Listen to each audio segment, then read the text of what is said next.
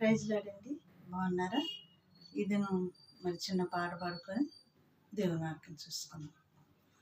నూతన వధువునై శుద్ధ వస్త్రములు ధరించి,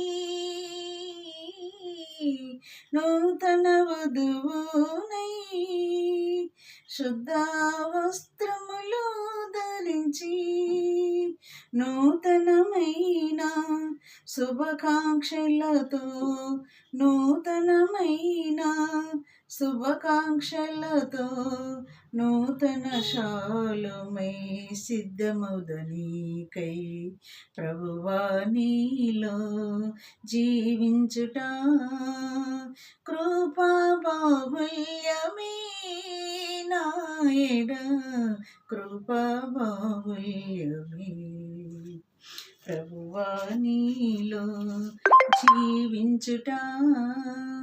ఇది దేవుని వాగ్దానం మనం చూసుకుందామండి.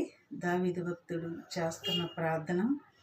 ఎందుకంటే నా నీతిని బట్టి నాకు ప్రతిఫలం ఇస్తున్నాడు, నా నిర్దోషత్వమును బట్టి నాకు ప్రతిఫలం ఇస్తున్నాడని దావీదు భక్తుడు ఇక్కడ ప్రార్థన చేస్తున్నాడు. అంత మాత్రమే కాదండి, నా దీపమును యెహోవా నీవు నాకు దీపమై ఉన్నావు అంటున్నాడు దావీదు భక్తుడు ఇక్కడ. అంత మాత్రమే కాదు, యెహోవా చీకటిని నాకు వెలుగుగా చేయును అంటున్నాడు.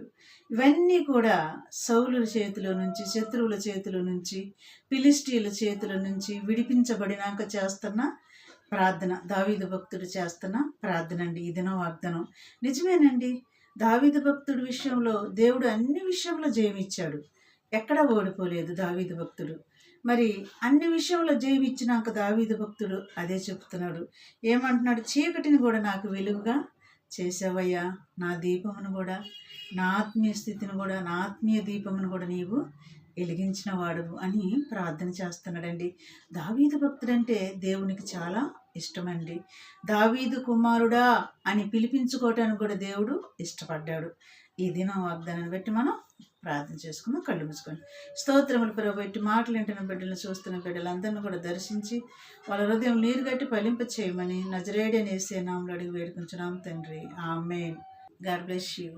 మరి ప్రార్థన అవసరతల కొరకు మీరు మెసేజ్లు పెట్టండి. శుక్రవారం ఉపవాసం ఉండి ప్రార్థన చేస్తున్నాం కాబట్టి ప్రార్థనలు చెప్పండి.